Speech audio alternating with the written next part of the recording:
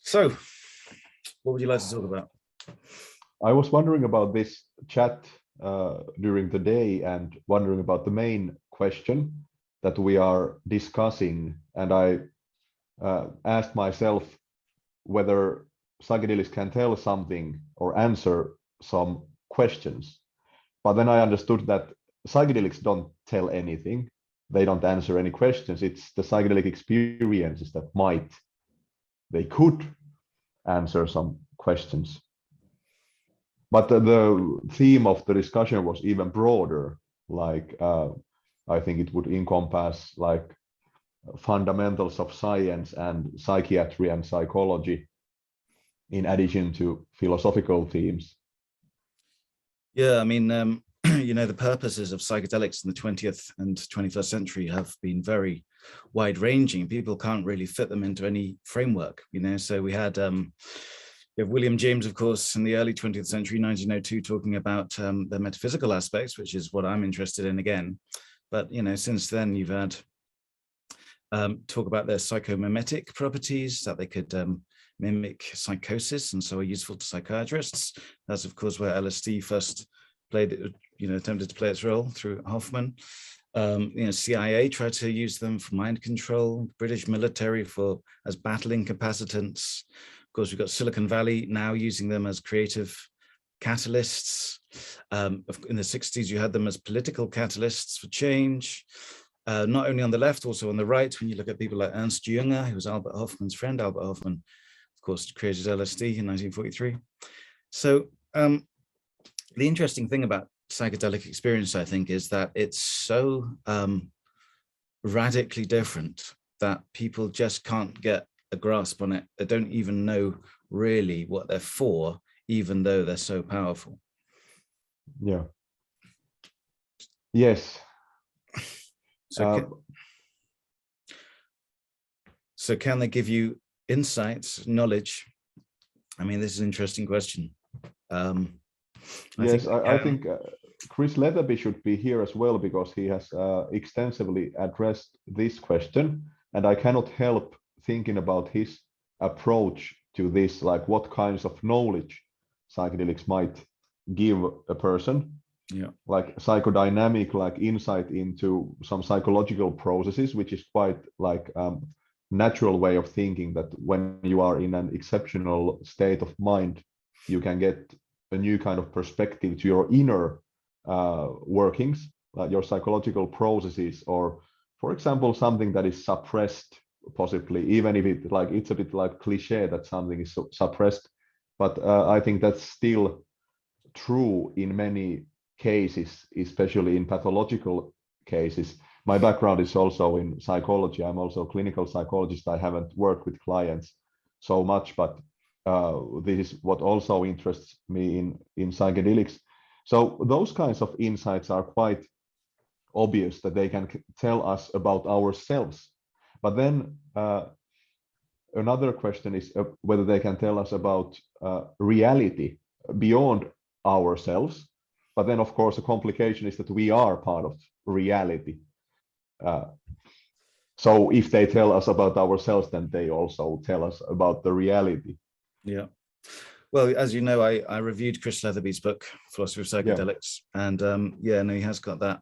I mean, even as a materialist or a naturalist, Australian materialist, really, I mean, he still thinks that these things don't necessarily imbue delusions, but they can, as you say, provide new insights or new perspectives on the self, which is good for clinical therapy and whatnot, of course. But as you know, my criticism of it was that I think perhaps more can be revealed through psychedelic experiences, dependent on one's metaphysical framework in the first place. So, if you start with a kind of standard physicalism, representationalism, as Chris has it, then of course certain metaphysical insights you might have on psychedelics, that you become, your mind forges with a greater mind, or you connect with nature in various different ways. That has to be that intuition that you have at the time, which seems real at the time, must be a delusion. Whereas I think I'm kind of I keep the options open a bit more. I think there might be actually you know, I think it's feasible to consider those as a little bit more veridical. For example, recent studies, clinical studies have shown that psychedelics foster nature connectedness. A number of studies from Imperial and whatever have shown this. And the question is why? Is that just a sort of false connection, a delusion, or could it be understood in some greater metaphysical framework where such an intuition is not necessarily false? I mean, it might still be false even if the metaphysics is true, some kind of interconnected metaphysics, but nonetheless, it opens up the possibility that it's not necessarily a delusion. And that's why I sort of like to bring in Spinoza and Whitehead into these analyses of certain psychedelic experiences. Of course, another thing, you know, one should point out is that the variety of psychedelic experience is vast, and sometimes it overlaps with mystical experiences, sometimes with metaphysical experiences, but they're not necessarily the same thing. You know, as you know, you can have kaleidoscopic visions and psychedelics, which are not really particularly mystical or metaphysical. And you can have mystical experiences that are not particularly metaphysical, like you know, theological ones perhaps pertaining to saints. So so you have to be careful to differentiate them. But nonetheless, I think possibly, and you know, it's all conjecture really, but possibly there's some kind of metaphysical insight that can be had through these experiences as well. Yes, that's a central question. I think there is this negative and positive aspect to it, this mystical or metaphysical type of insight that people might get. The negative is that some things are ineffable, and the positive is then how you would like say something about that what is essentially ineffable. But I try to explain a bit how I think about it.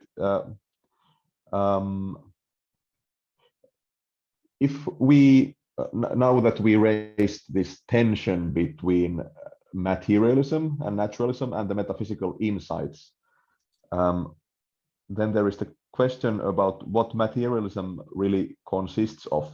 Like I cannot help but thinking about this comforting delusions objection to psychedelic insights, that these insights would contradict the scientific worldview and therefore be false. But then it depends largely on the definition of naturalism or materialism, which are quite similar concepts. And the way I approach this tension between the metaphysical insights and the mystical experience is that we have to acknowledge that the materialist descriptions of the world are just descriptions, and the reality beyond those descriptions is ineffable because it's non-conceptual. The atoms are non-conceptual in themselves. They are separate from our thoughts and representations of them.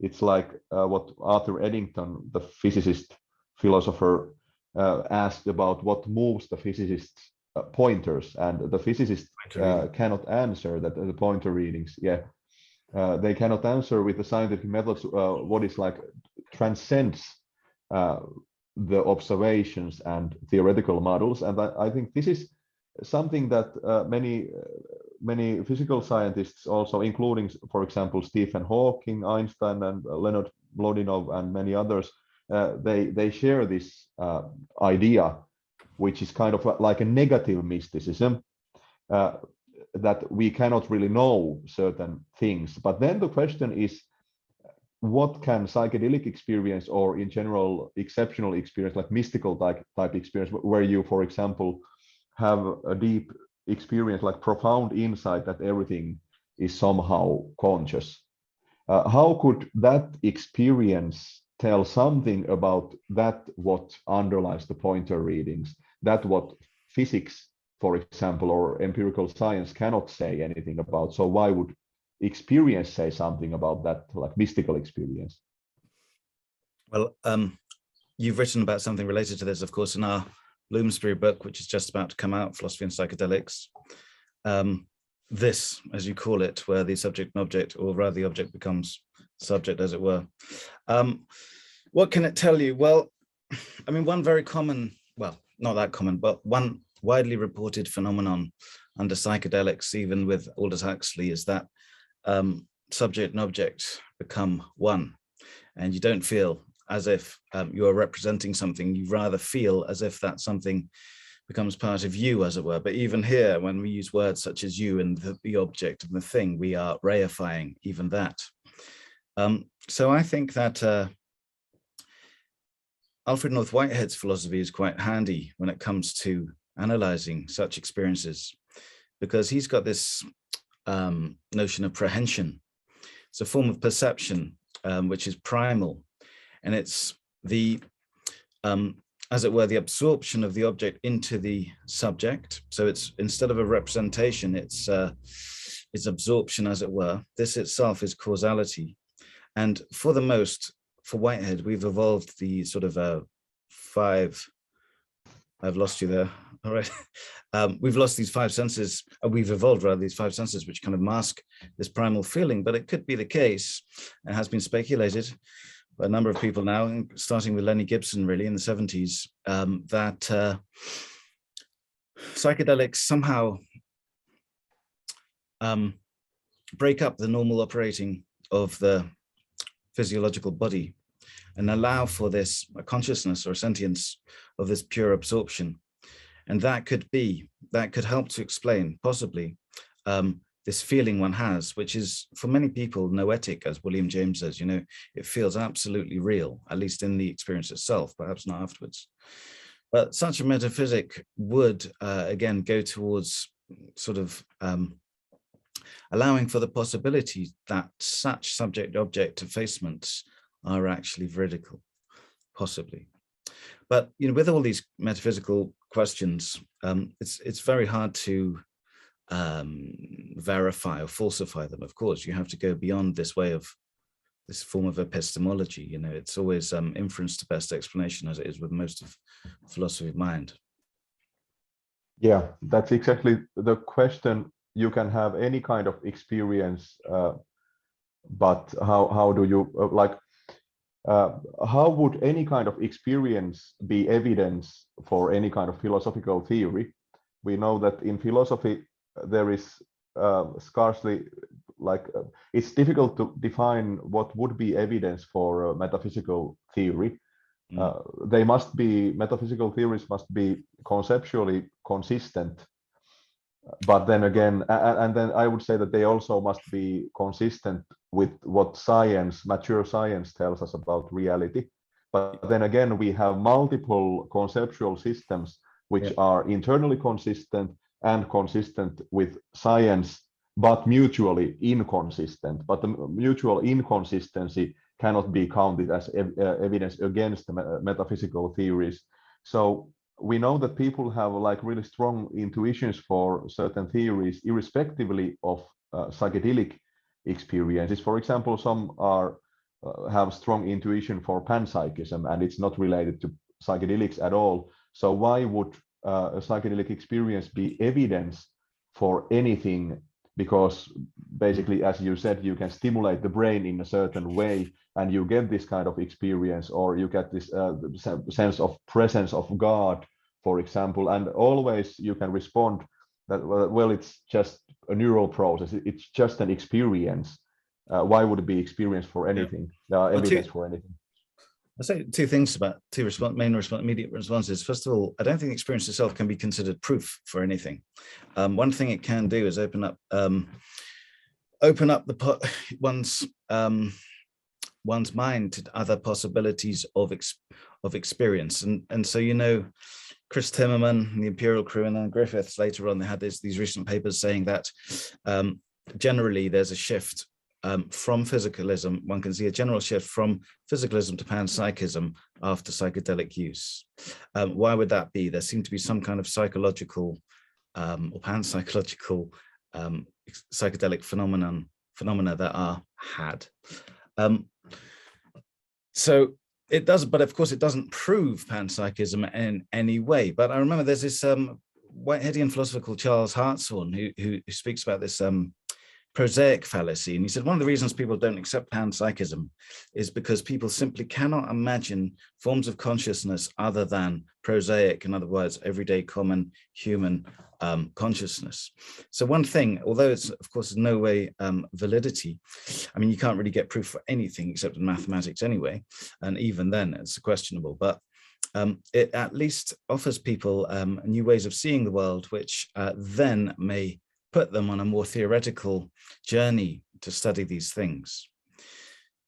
Yeah, it removes an obstacle on the path towards panpsychism, but it's not logically inconsistent to think of electrons as being forms of elementary consciousness or possessing elementary consciousness. So it can remove that counterintuition, but per se, it's not evidence for I suppose panpsychism. so. Right. So in a way, it's like the apophatic way in theology, or the via negativa. You know, you sort of get rid of obstacles, as it were, and it sort of perhaps brings you closer to the truth. Another thing I'd say, of course, Eddington was a panpsychist himself. When he spoke about pointer readings, as you know, in line with Whitehead, their idea was that our concept of matter is an abstraction. In other words, it's not fully complete. We don't know the full extent of what matter energy is. And if you look at the history of matter, that has changed, you know, from Descartes' extension, we add force, you know, mass, spin, charge, so on and so forth. And of course, you know, it would be premature to think that where we are today with a scientific understanding of matter energy is the final point. And as you say, different physicists radically differ with one another. Actually, I was at this festival in Wales last week, and Roger Penrose was there with what's he called now, this Japanese physicist called Keiku, I think. Anyway, they completely they just couldn't communicate. They were on completely different planes of understanding the cosmos and particles and whatever. So at that level, you know, I think, again, I mean, it's just indicative of the fact that we have, I mean, it's called in philosophy pessimistic induction, you know, like we have to be aware that we are nowhere near any final understanding theory. I think that's a really central point, and that's really what I meant by this negative and positive mysticism. I'm really tired with all the isms. I'm really tired with panpsychism and materialism and idealism and all these isms, because they are just words. They are just concepts. And even Zen philosophy, it's a paradoxical kind of philosophy, because it uses words to transcend words, to get rid of words, and then we should just go out and play with the kids. And so you know what I mean. It's like ordinary experience. But what I mean, this negative lesson that psychedelics might have, maybe it's not a positive, like panpsychism is a positive thesis, idealism is, and we have all these different philosophers and lay persons have different God encounter experiences and everything like that.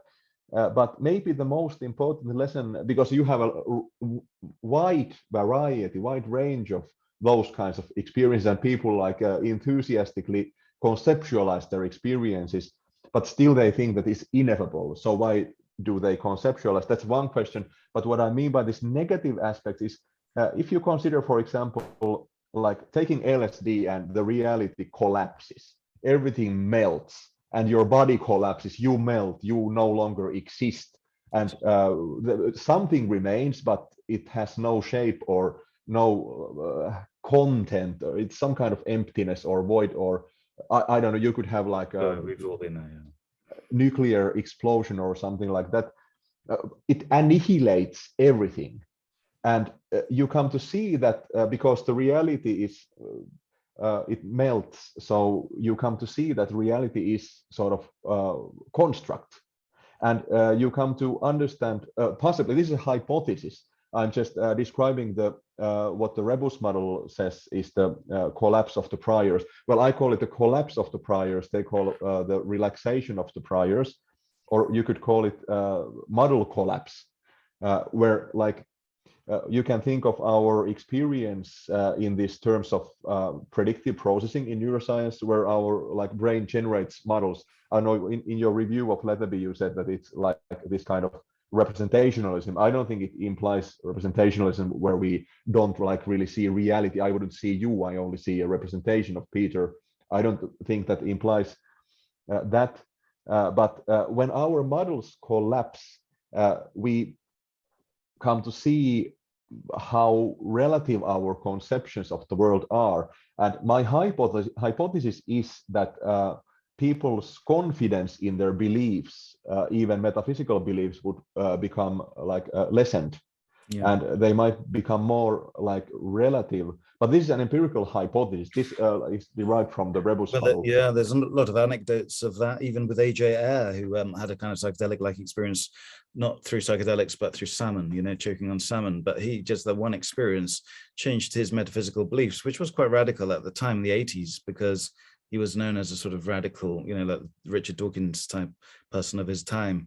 And he said, after this one experience of the cosmos, time breaking, two light beings and so on, he said, maybe there is some kind of life after death after all, you know, definitely still don't believe in God, but, you know, life after death, I'm open to it. And that was just one experience. And of course, you hear many anecdotes with that regard. Perhaps there's a study out there, I don't know, or at least a study to be made, but it wouldn't surprise me at all. So yeah, no, in a negative sense, it's certainly, and there are these two recent studies on metaphysical shifts due to panpsychism. However, I'll just add this, that of course, this is, we're kind of assuming that these kind of at least peak experiences that you mentioned, 5-MeO DMT would be an even greater example probably of losing everything almost, but staying there somehow. We're still assuming that this takes one outside of one's metaphysical ideology so as to question it, right? Because, as you know, there is a debate started in the late 70s from Stephen Katz, a debate between perennialism, which is the view that all religions and all, in fact, psychedelic states or peak psychedelic states are qualitatively identical and perhaps numerically identical, if you take away time and space. Whereas contextualism, and then Aldous Huxley, William James are the classic exemplars of that. But Stephen Katz puts forward this other theory that all mystical experience, including psychedelic experience, if you apply it, is conditioned by culture, by the metaphysics of one's culture. So this kind of loss of self that you speak of, and the subject-object effacement that I spoke of, that would be in this framework a completely culturally conditioned experience. So you can never really, you know, if you accept this theory, you can never really escape your metaphysics, as it were, if you tie your metaphysics with your ideology, with the ideology of your culture. Mm-hmm.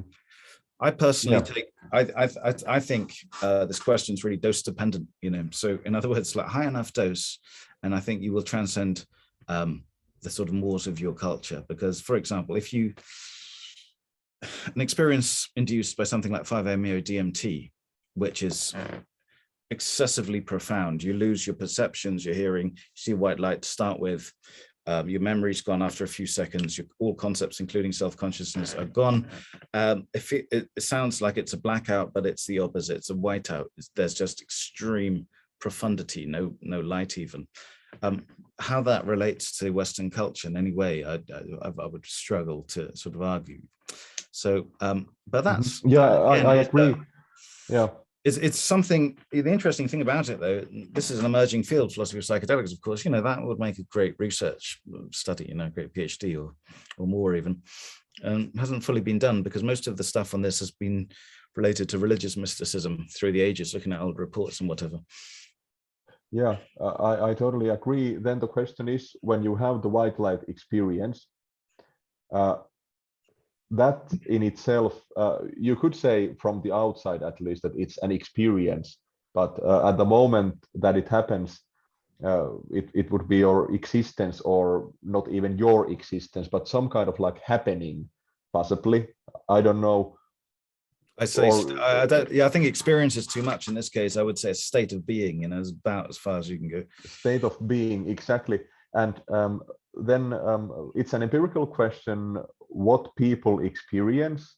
Of course, experiences cannot be directly observed. Well, sort of, they can be observed like neuroscientifically in principle, I would argue, but that's a different question. But we could ask people about their experiences, and we are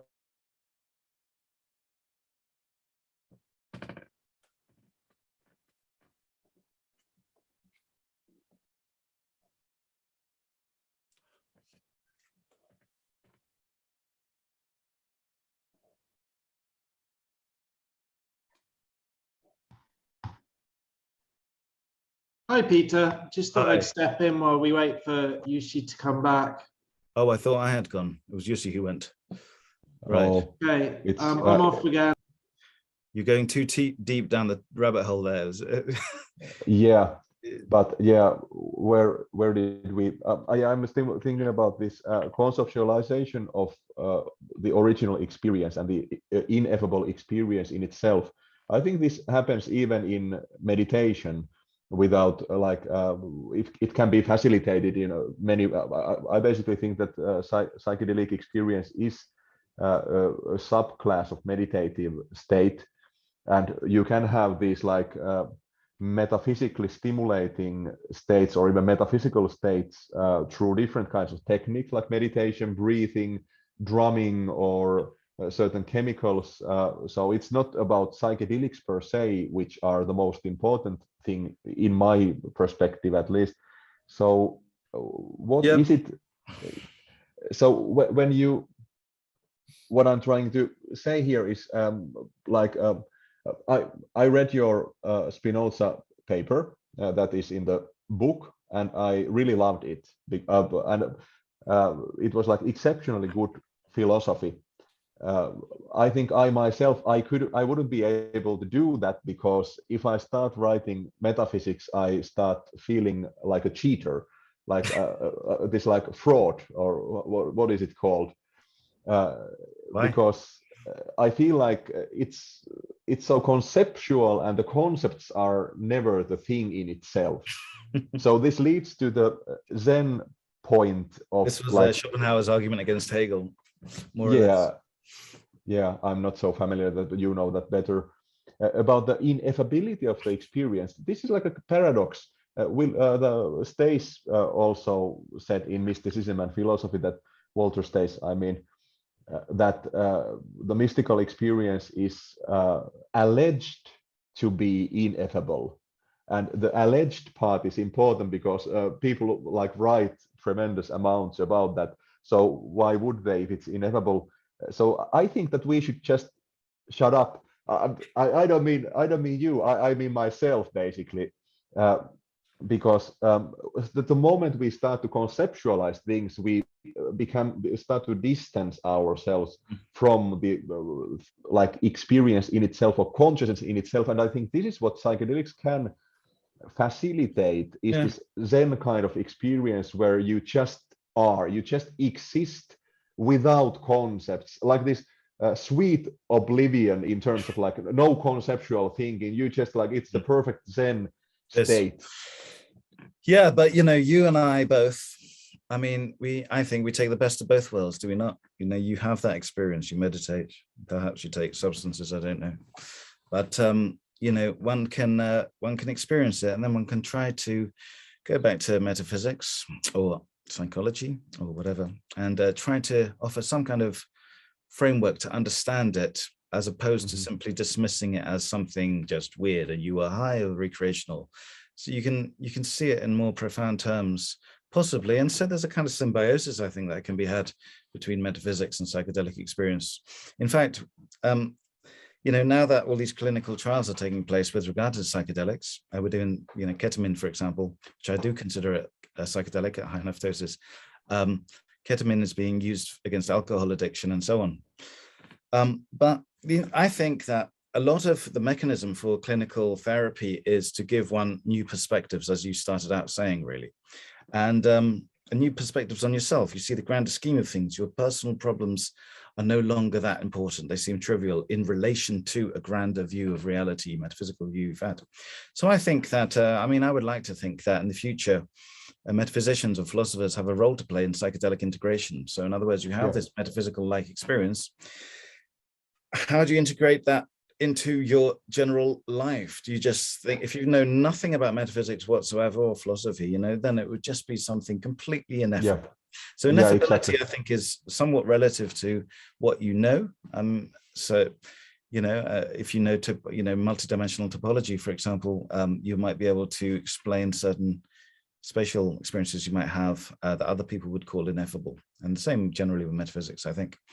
So I suppose, yeah, I see time is up here, but I'd just like to say that, philosophy and psychedelic experience go really well together. And right from the start, when the word psychedelic was coined in 1957 by the psychiatrist Humphrey Osmond, friend of Huxley's, he said, the most important aspect of these substances are the philosophical, social, and religious implications that they have.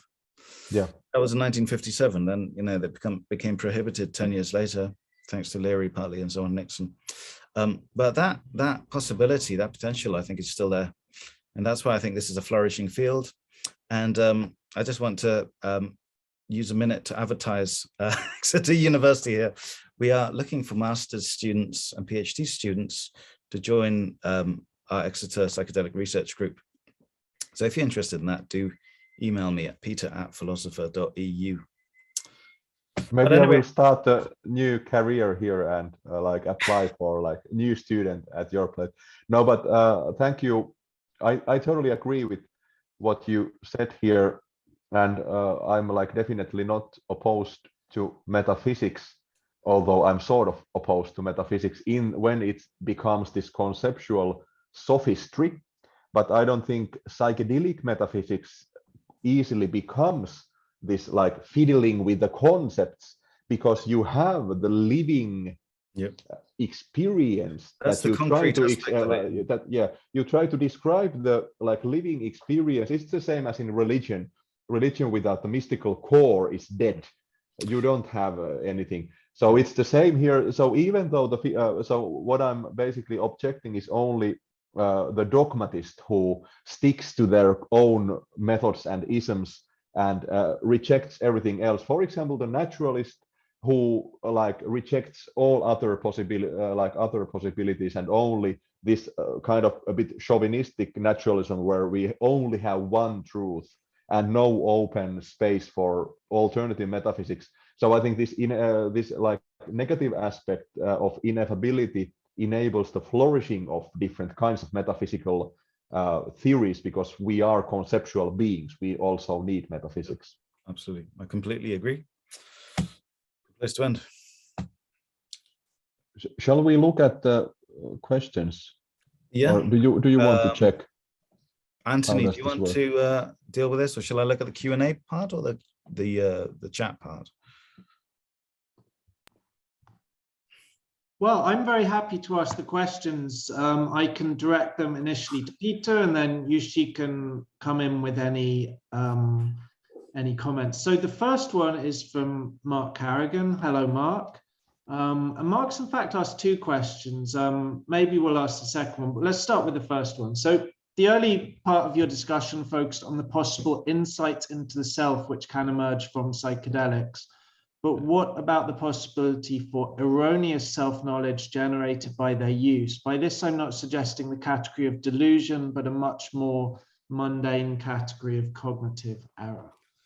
I mean, absolutely, this can occur. I mean, one basic example of that is false memories. There was a horrible case recently of someone who a patient who was undergoing psychedelic psychotherapy and had this memory of their parents trying to kill the person, but the parents were dead, and there's no way there was no way in which to know whether that was a true or false memory. And of course, yeah, false memories do occur, and generally one can have visions of the self that is perhaps linked to astral alien beings or something like that. So absolutely, like we said before, I don't think the experience itself gives you any the experience itself is never really outside of the experience in normal epistemic terms, proof or evidence. It just gives you, gives you a menu for which you can then do further study. But I think it's metaphysics or philosophy itself, science, that can yield greater certainty after the experience. Yeah, I think it's also an empirical question what kinds of insights people get, because we don't really know. We only have anecdotal evidence, but to perform a systematic study on what kinds of insights, and we cannot use just some ready-made questionnaires to study that. We need to ask the persons and ask them to describe what they have experienced, like a bit like interview kind of thing, to know how frequent are those kinds of cognitive errors. And I'm quite certain that their cognitive errors occur, which we can judge to be like errors based on our best knowledge of the world. But then again, it would be too quick to judge, for example, God encounter experiences as those kinds of like delusional experiences, because they cannot be falsified based on empirical science or even a priori reasoning. But Okay, we need to do more research on that.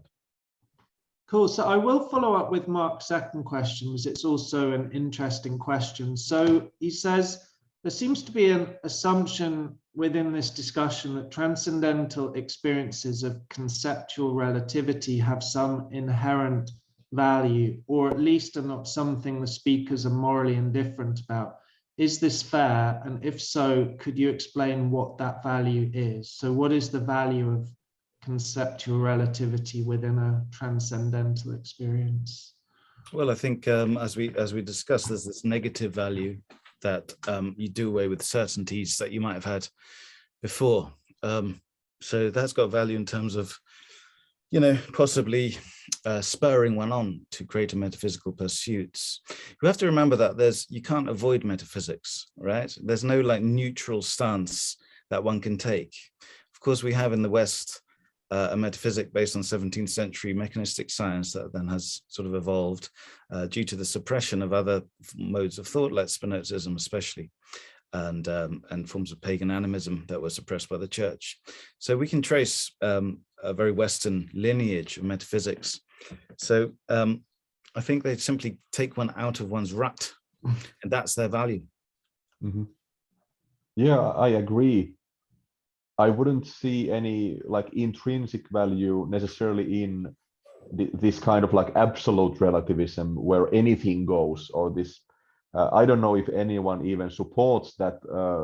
Maybe it's just a straw man argument against certain postmodern approaches.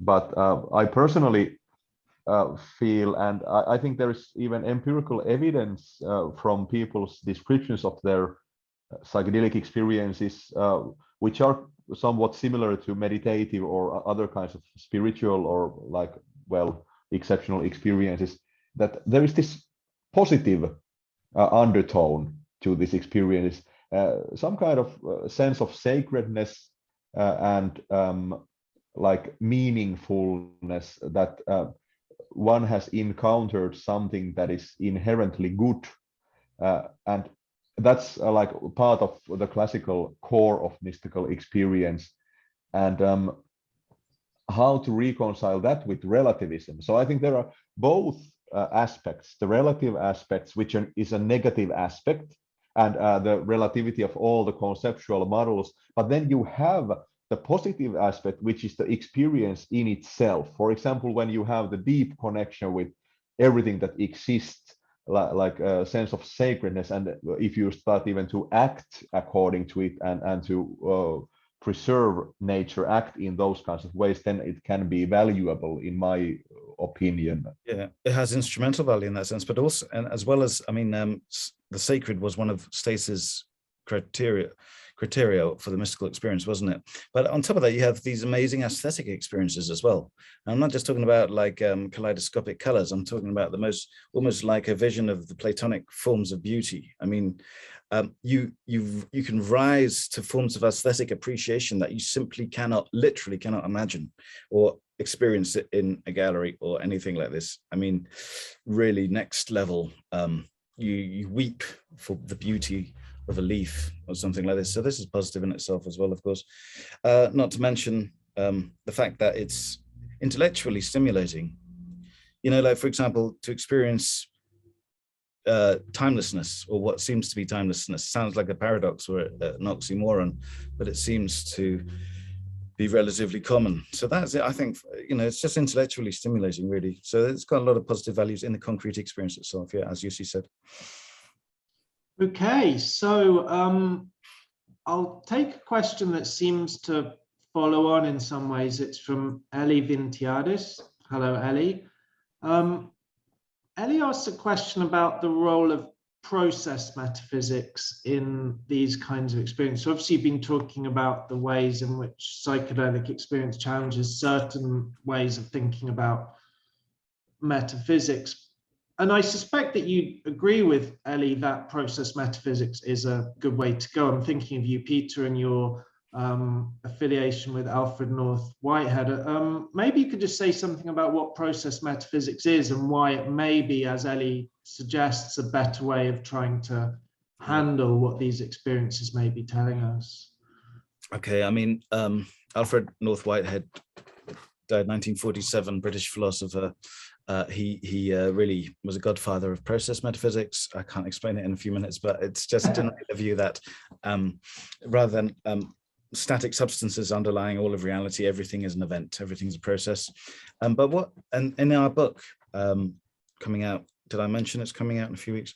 There are a couple, almost 3 chapters integrating Whiteheadian process philosophy into certain psychedelic experiences. Why? Because of a number of reasons. One is his pan-experientialism, which is a variety of panpsychism, but the greatest variety, in my view, gets rid of the combination problem, for example.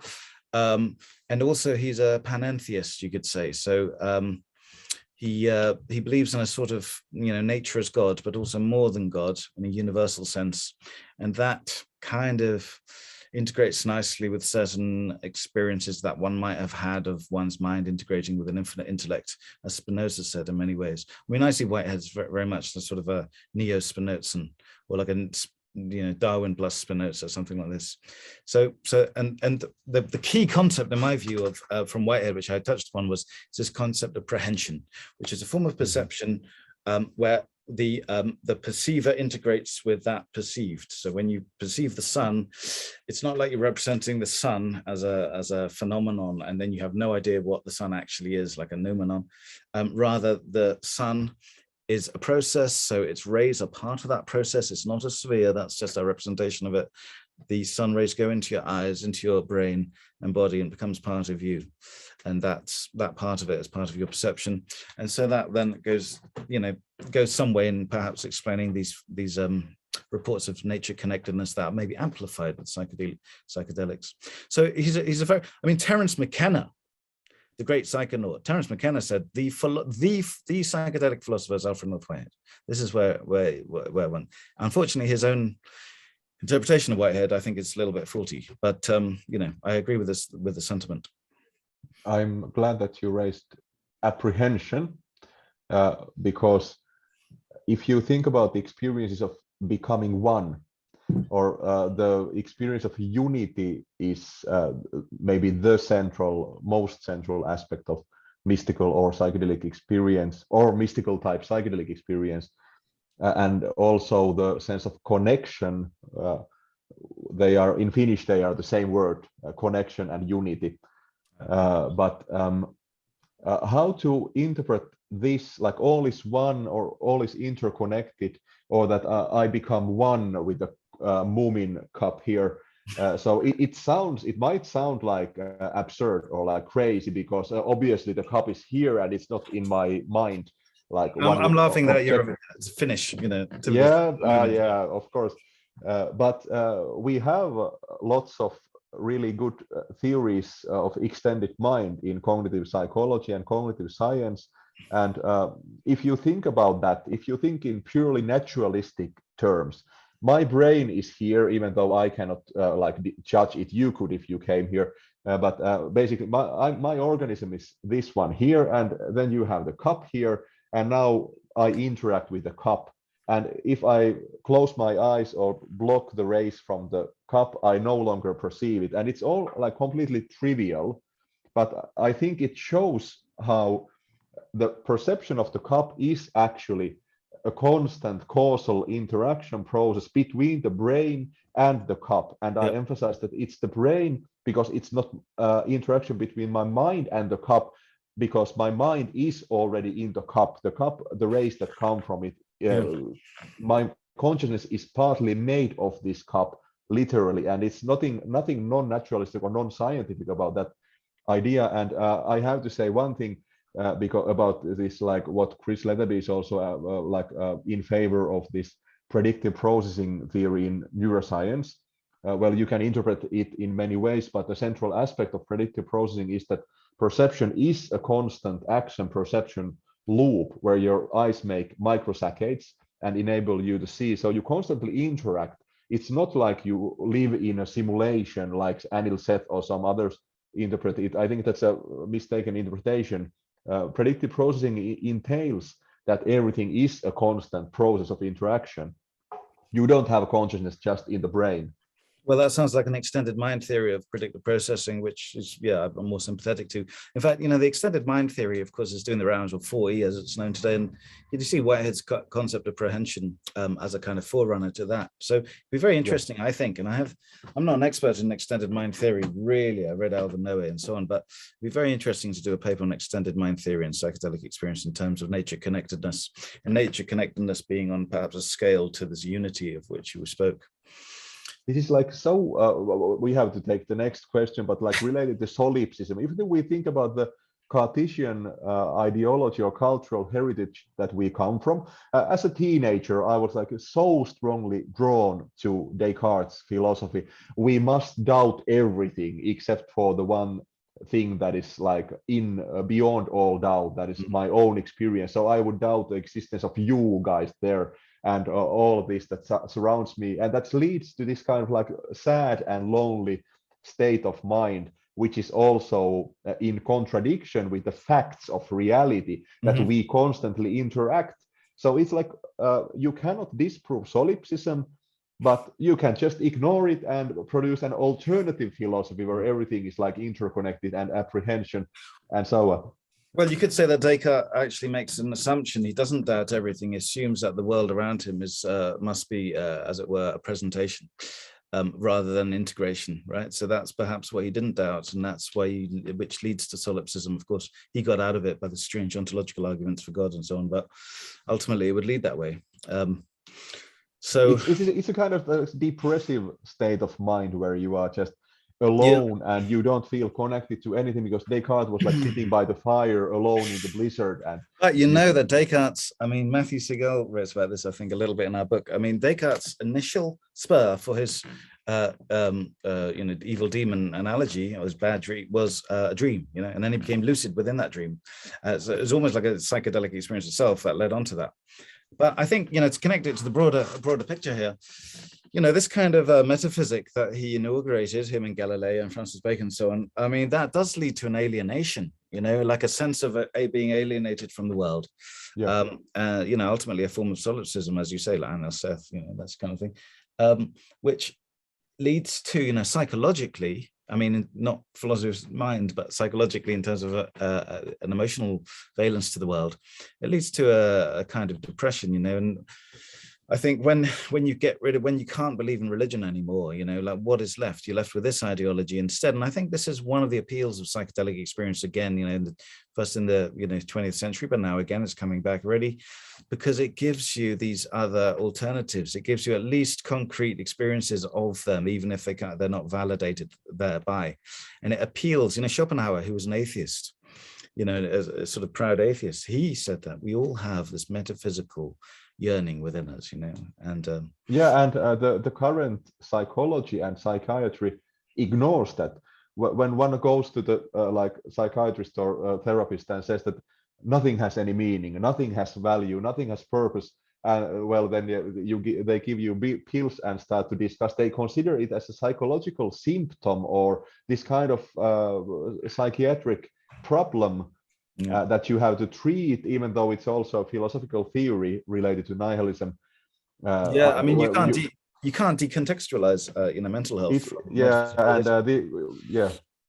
Absolutely. What role these metaphysical insights, what role do they play in the outcomes in psychedelic assisted therapy? That's also an open this is why I think metaphysicians should be hired for psychedelic integration. I'm not just giving myself a job there, but it really is necessary. But they would also need to have this psychotherapy training, because that's a nightmare, like philosophers be consults, because even some psychotherapists are like awful, but somehow how to create a new field of like philosophy assisted therapy, or like something philosophical psychotherapy. Yeah, well, let's do it. Yeah, sure. Okay. Great. So I'm going to ask a couple more questions. We're sort of at time, but I figure we could go over by about 5 minutes. I know it's later in the day for both of you than it is for me, so I don't want to take up too much of your evening, but there are two people that join regularly, so I'd like to at least ask their questions. So the first one links in very closely to what we were just talking about. It's from Charlie Taban. Hello, Charlie. He just asked, can you speak to the use of psychedelics for depression? It appears to be gaining commercial or medical traction, notwithstanding the unfortunate stigma associated with psychedelics. So I suppose you've touched on this just now, maybe the potential role, but perhaps you could just touch a little bit on the ways in which it is being used, what its sort of main medical potential can be, and why it is being posited as the greatest revolution in psychiatry since the kind of SSRI revolution in the late 80s or whatever that was. Well, the first thing I'll say is that in our Bloomsbury book, Professor Christine Housekeller, who is my colleague at Exeter, she has got a chapter on this where she uses critical theory to analyze this situation in obviously a critical manner in terms of alienation and individualization. So there is that. Depression, what is depression? It's, it's related to our metaphysical legacy, I think, number one. But in more practical terms, so depression is a huge global industry. SSRIs became generic about 20 years ago. In other words, you can't have patents for them anymore, so there's not enough money to be made there. And so to be very skeptical, of course, there's potentially a lot of money in it for pharmaceutical companies if they discover a new patentable psychedelic. However, it seems that, they can induce, get one out of looped ways of thinking about oneself. This is what we started with, really. They give you new perspectives on your life and your world. They make you realize that you don't have to take your problems so seriously, or you can look at yourself in completely novel ways. So I do think they have antidepressing properties, but these are often linked to the metaphysical situation. And I don't like to think of them as, it would be horrific if psychedelics just turned into antidepressants. That would be, a waste of this whole new psychedelic renaissance. That is just one of many potential values that they can have. But one has to be careful of the medical profession, or not the medical profession, the investment industry, really. Another aspect of it is it gets very complicated immediately. And this is where philosophy becomes important again in terms of ethics. So you get you've got a lot of lobby groups now, a lot of patents put in for protocols, psychedelic psychotherapy protocols and so on, even regarding how many seats you can have in a room and so on and so forth. And there has been lobbying against the legalization and decriminalization of psychedelics, because you've got two sort of parallel movements. One is medicalization, one is legalization, and they're not necessarily in harmony because they are in competition to a certain extent. So this is, and with regard to patents, of course, then you bring in issues such as biopiracy and misappropriation of other cultures, ancient use of psychedelics, especially from the Americas. So this is a deep political, ethical issue that a number of people have begun to address only recently.